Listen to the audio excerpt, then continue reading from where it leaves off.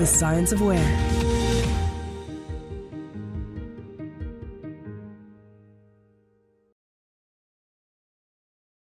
Buenas tardes, como ha comentado antes Carlos, mi nombre es Estíbaliz y llevo cerca de 20 años trabajando en el noble gremio de los informáticos. A pesar de lo que alguna gente cree, todos los informáticos no sabemos de absolutamente todo. Como en todas las profesiones, hay áreas de competencia. Está la gente que se dedica a las infraestructuras, está la gente que se dedica a desarrollo, tenemos a los consultores. Todos en el fondo tenemos algo común y, como han dicho en la charla anterior, todo el mundo de la informática y las tecnologías de la información giran alrededor del dato. Lo importante realmente es el dato. En los últimos tiempos no se está viendo nada. Bueno, estaba comentando eso, que todo al final, dentro de las tecnologías de la información, cualquier área de competencia gira en torno al dato. En los últimos tiempos tenemos un auténtico bombardeo hablándonos del dato. Nos hablan de Big Data, los terabytes de datos que genera no sé quién, pero parece que como si el dato fuera algo nuevo, y el dato no es así, los datos han existido siempre. En esta presentación nos hemos tomado la licencia de tirar hacia atrás y tirar de la mitología griega y proponemos analizar el enfoque de los datos viviendo las aventuras que vivió Ulises. Ulises, cuando terminó la guerra de Troya, tenía que volver de Troya a su casa Ítaca, donde le esperaba su pareja Penélope, y para eso tardó ni más ni menos que 10 años. En esos 10 años pasó por un montón de sitios. Pasó, por ejemplo, por la isla de los lotófagos. Ahí le dieron a su equipo de trabajo, su tripulación, le dieron a comer loto y perdió la memoria, tuvo una pérdida de información. Cuando consiguió salir de ahí, llegó hasta la tierra de los cíclopes, donde fue secuestrado y otra vez tuvo un montón de problemas inesperados. Y mientras en Ítaca estaba Penélope esperándole. Esto era porque no tenía datos, no, era porque él no conocía los datos. Realmente los datos existían, pero únicamente eran conocidos por su ámbito de influencia. Seguro que cerca de la isla de los lotófagos todo el mundo sabía que no debía comer el loto que le ofrecían porque si no perdería la memoria. Obviamente un viaje organizado a día de hoy no tiene nada que ver con eso. Estamos en un foro portuario. Todo el mundo, o la mayoría aquí, conocemos lo que es un PCS, antes se ha citado también. Únicamente un par de apuntes. Al final, un PCS es un hub de información. Nosotros llevamos muchos años, tanto mi equipo de trabajo como yo, trabajando en construir PCS para autoridades portuarias. Y lo que hemos aprendido es que lo que se maneja en ellos es información, son datos que deben fluir entre los diferentes agentes para conseguir que la cadena del proceso logístico funcione. ¿Cómo sería la Odisea en el siglo XXI? Pues sería una cosa completamente diferente. A día de hoy, con todos los sistemas de geolocalización, todos los PCS, Ulises hubiera viajado tranquilamente y Penélope le hubiera podido hacer un track and trace directamente desde su PDA. ¿Qué es lo que ha cambiado entre una cosa y otra? Lo único que ha cambiado es que los datos han evolucionado, los datos se han convertido en información, los datos han avanzado en la jerarquía del conocimiento. Posiblemente mucha de la gente que estéis aquí conocéis lo que es la pirámide de IKV. Esta pirámide representa lo que es la jerarquía del conocimiento. En la capa base tenemos los datos. Esos datos los vamos procesando y vamos generando información. Cuando conectamos esas informaciones, llegamos al conocimiento. Y por fin, si somos capaces de reflexionar sobre ese conocimiento, llegaremos a tener sabiduría, que es a lo que todo ser humano quiere alcanzar. Y esto se vuelve a retroalimentar y volvemos, con esta sabiduría se generan más datos en un entorno colaborativo. Estamos hablando de puertos. Y obviamente el entorno colaborativo por excelencia en los puertos son los PCS. Pero a día de hoy no nos quedamos solo en eso. A día de hoy están entrando otros conceptos que estamos hasta hartos de oír hablar de ellos. Tenemos IoT. IoT está entrando como un tornado en la capa inferior, está impulsando que haya datos y más datos.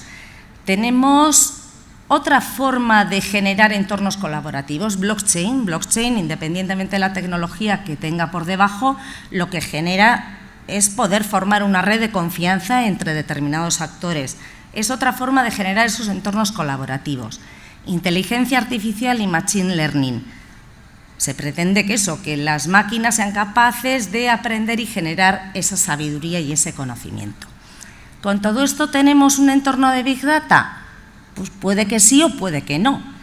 Los expertos en Big Data, entre los cuales yo no me cuento, eso ya lo aviso, hablan de que para que en un ecosistema haya un caldo de cultivo para poder ejecutar, para poder analizar con Big Data, hace falta que se cumplan 4 Vs. Hay algunas tendencias que hablan de 7, pero en general en 4 están de acuerdo todos.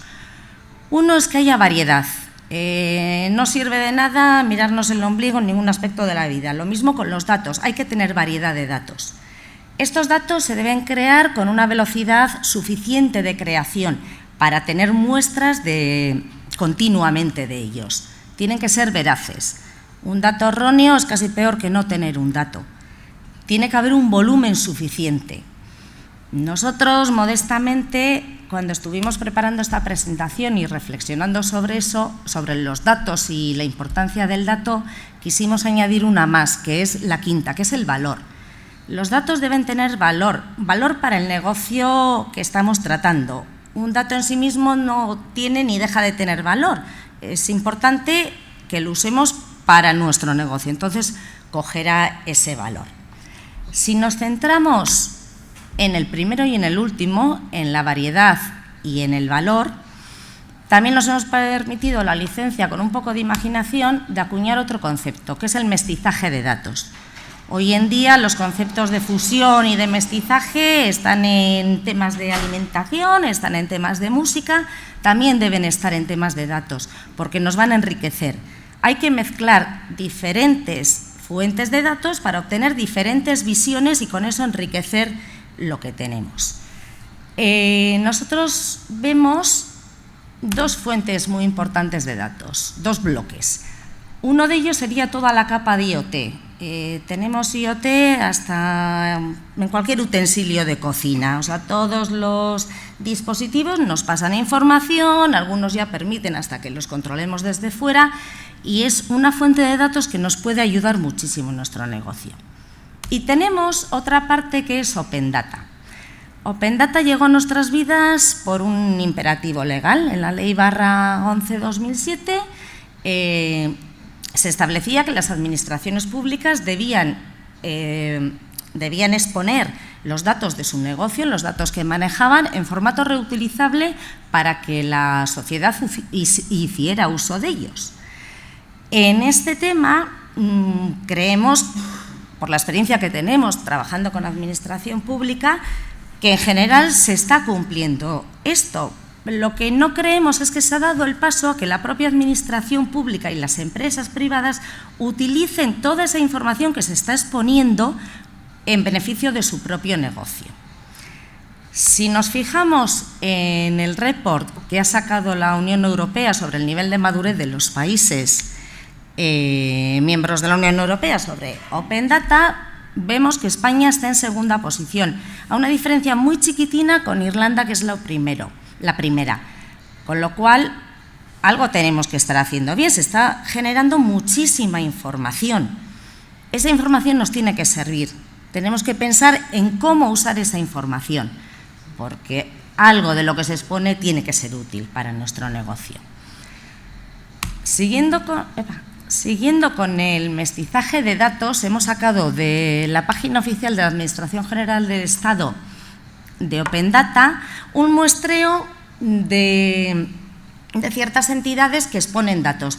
No tiene ningún hilo conductor específico estas que hemos seleccionado, es únicamente un muestreo.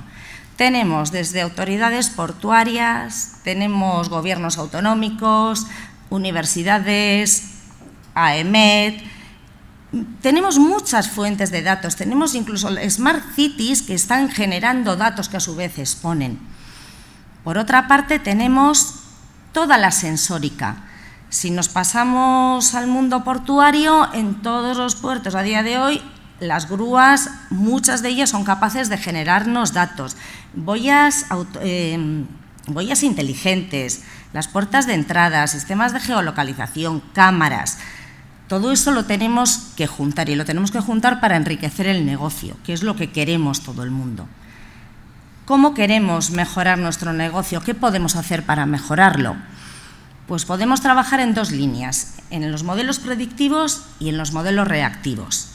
Los modelos predictivos nos llevan al top de la pirámide que veíamos antes de la jerarquía de la información. Nos llevan a poder predecir el futuro, que es lo que todo humano queremos.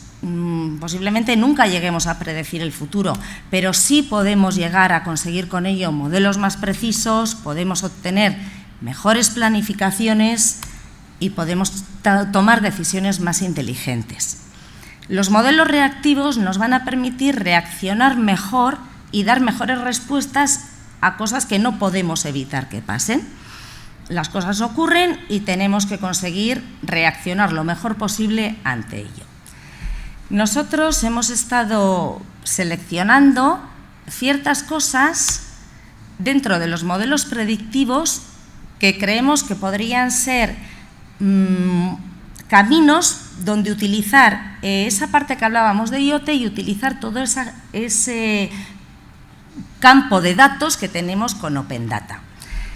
En un entorno portuario, la optimización de la operación de carga-descarga es el caballo de batalla. A los puertos se va a cargar y a descargar mercancía, con lo cual la operación tiene que ser lo más perfecta posible. Y eso es tarea tanto de las terminales portuarias como de las autoridades portuarias que tienen que trabajar.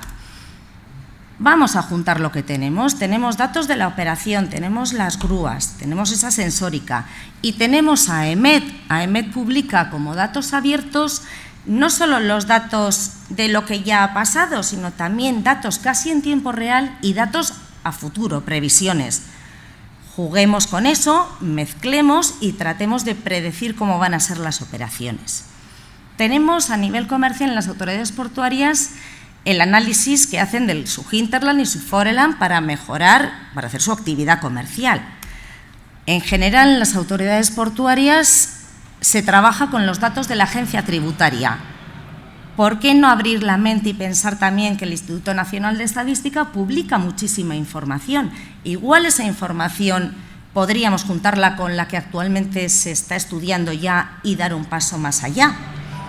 Y las manos de estiba, otro punto crucial dentro de un puerto. Tenemos, a la hora de hacer una operación, tanto las condiciones climatológicas como los datos de la grúa, como aprender de las imágenes de operaciones ya realizadas. A día de hoy hay unos sistemas de reconocimiento inteligente de imagen que nos pueden ayudar en todas las operaciones. Intentemos mejorar el negocio con ello. Temas reactivos. En el modelo reactivo no podemos evitar que haya problemas de tráfico, pero sí podemos intentar reaccionar antes. Tenemos cámaras, no solo las cámaras que en los puertos y en las terminales están en las entradas suyas, en sus accesos. Tenemos también toda la información que, por ejemplo, la DGT publica de sus cámaras y de los puntos de control que tiene. Habrá sitios que son la DGT, en otros sitios las diputaciones, los gobiernos autonómicos. Intentemos estudiar esos datos para enterarnos cuanto antes de que hay un problema de tráfico y reaccionar. Los vertidos, puede ocurrir un vertido tóxico, nadie quiere que ocurra eso, pero ocurre, pues estamos en lo mismo. En Open Data tenemos datos de la climatología, que supongo que para los departamentos de control de este tipo de cosas en las autoridades portuarias y las terminales es básico conocerlo. Tenemos muchísimos datos de lo que va a ocurrir y tenemos cámaras, luminarias que nos pueden retransmitir en todo momento qué está ocurriendo con ese vertido. Con todo esto, y ya para terminar, volviendo al principio, tecnológicamente a día de hoy pocas cosas ya son imposibles. Seguro que mañana nos sigue sorprendiendo la tecnología, pero no hay fronteras. Ahora lo que tenemos que preparar es al mundo. El mundo es el negocio, el mundo somos las personas, las que tenemos que reflexionar sobre todo ese campo y abanico de datos que tenemos, cómo darle una vuelta para utilizarlo. Y muchas gracias, poco más.